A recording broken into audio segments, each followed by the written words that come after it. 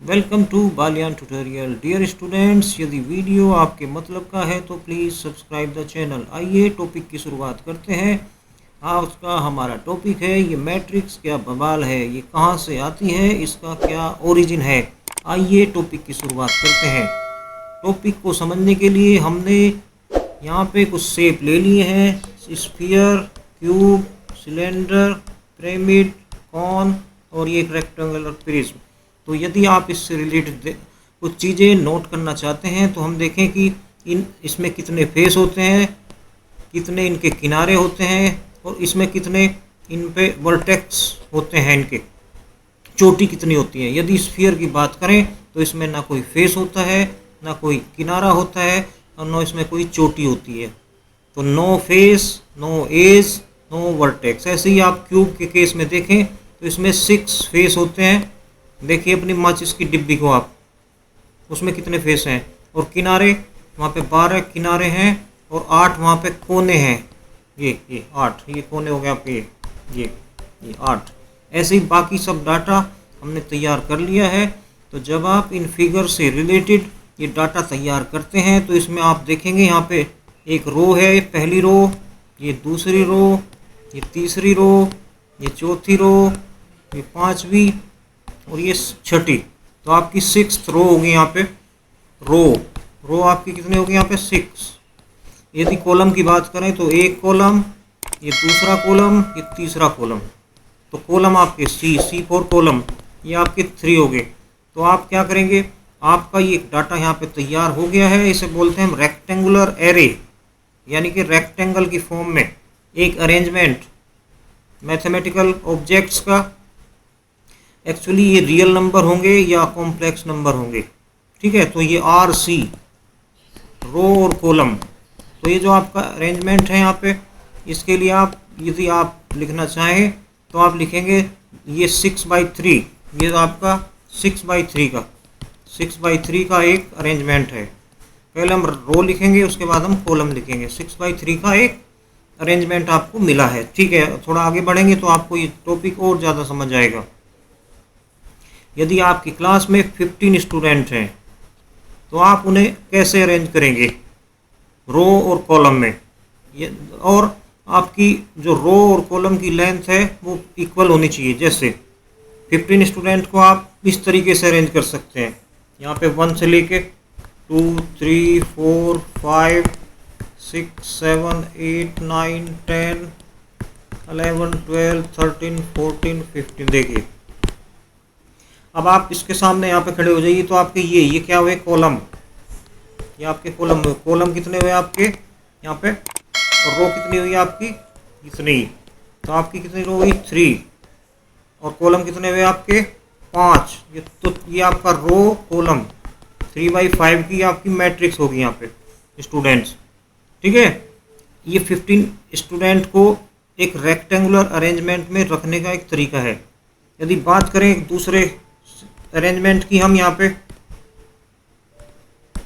दूसरे अरेंजमेंट की बात करें स्टूडेंट, तो यदि आप 15 स्टूडेंट को फिर दूसरे तरीके से लिखना चाहें तो आप कैसे देखेंगे?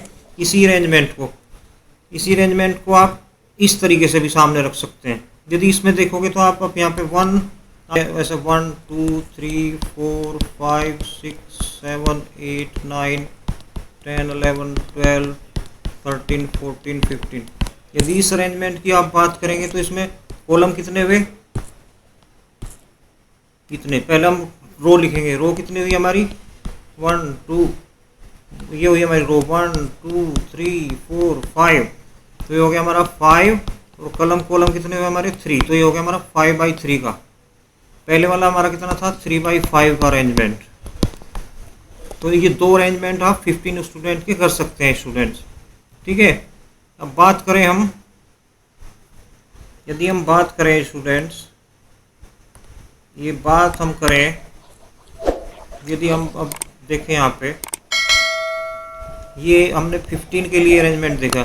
यदि यही अरेंजमेंट आप MN स्टूडेंट के लिए करना चाहते हैं, MN स्टूडेंट के लिए ये अरेंजमेंट आप करना चाहें तो आप MN, अब आपके पास एक नंबर है ये 20 के केस में क्या हो जाएगा? 10 × 2 भी हो सकता है, 2 × 10 भी हो सकता है, और 10 इंटू, हाँ ये 20 × 1 भी हो सकता है।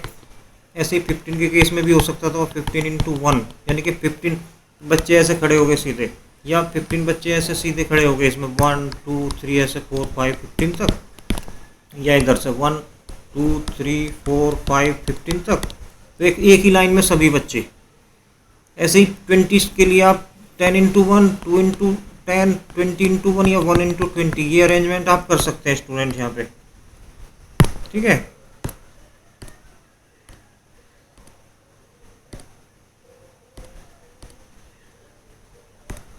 तो ये अरेंजमेंट आप देख सकते हैं। फिलहाल अब टॉपिक की बात करें, ये तो हो गया इसके बारे में। यदि आप देखें तो यहाँ पे मैट्रिक्स को किस तरीके से डिफाइन किया गया है। इस सेट ऑफ mn नंबर, उसमें m रोज और n कॉलम हो गए। जैसे 15 को हमने लिख दिया 3 × 5 के फॉर्म में, 3 × 5 के फॉर्म में लिख दिया है। तो mn मीन्स ये mn कैसा है, जैसे mn ऐसी बात कर रहा है, जैसे 5 × 3, तो इसमें m हो गया हमारा 5, n हो गया हमारा 3, mn, ठीक है। 15 है, एक तरीके से 15 को इन्होंने 2 टुकड़ों में तोड़ लिया है।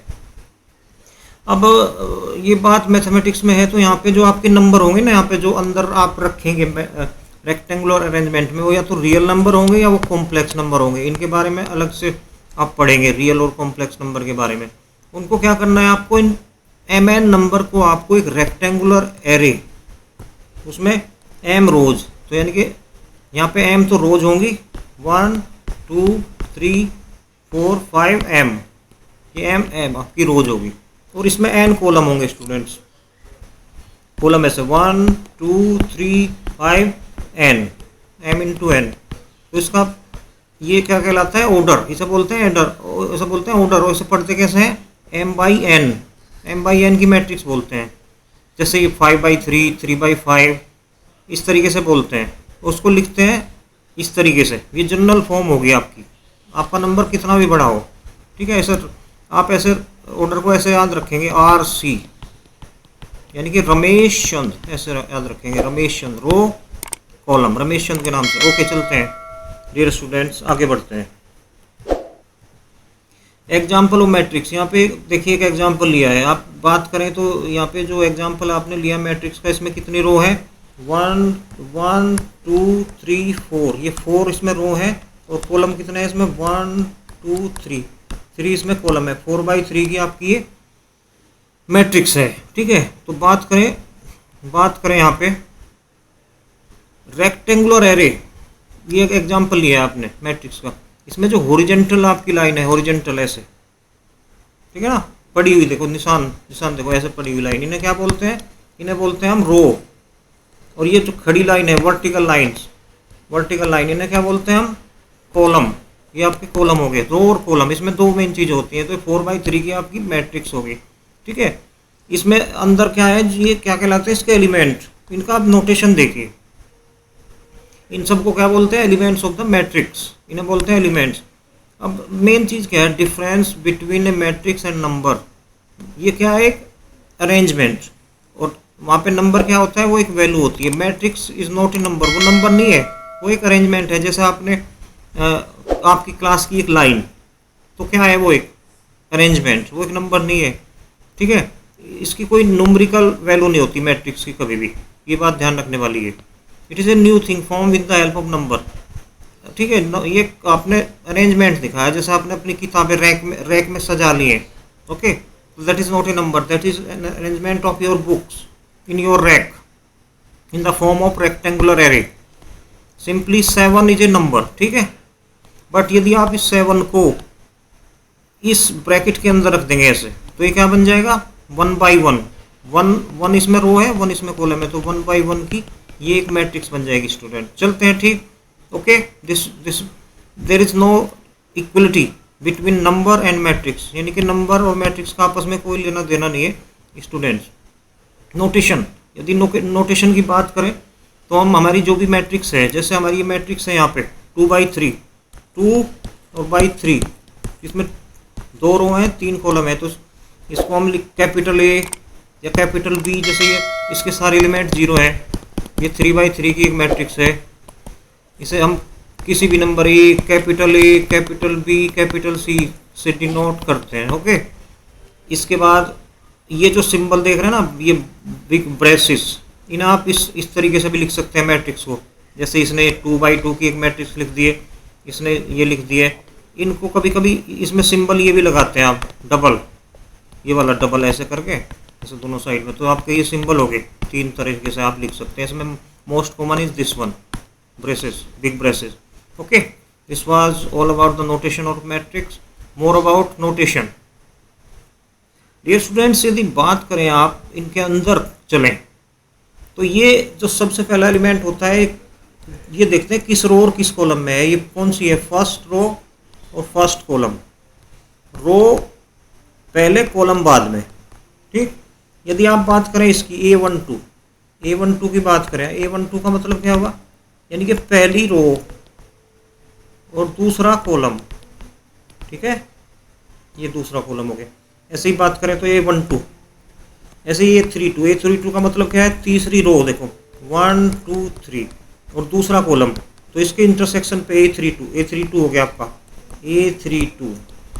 ऐसे ही आप जनरल AIJ की बात करें तो ith रो और jth कॉलम, ith रो यहाँ पे और jth कॉलम में जो एलिमेंट होगा उसे बोलेंगे हम AIJ। तो डियर स्टूडेंट्स, कॉम्पैक्ट फॉर्म में हम मैट्रिक्स को ऐसे भी रिप्रेजेंट करते हैं। आई हमारा कहाँ से कहाँ तक है, 1 to m, यानी कि आई हमारी क्या है, रो, और कॉलम कितने हमारे, j, 1 to n। ठीक है, इस तरीके से आप इन नंबर्स को डिनोट करते हैं। AIJ का मतलब सीधा सा है, AIJ सबके लिए हो गया, ith रो और jth कॉलम। ठीक है, ये हो गया। This was all about the notation of a matrix. Okay, for more basic concept please subscribe the channel. Thank you for watching.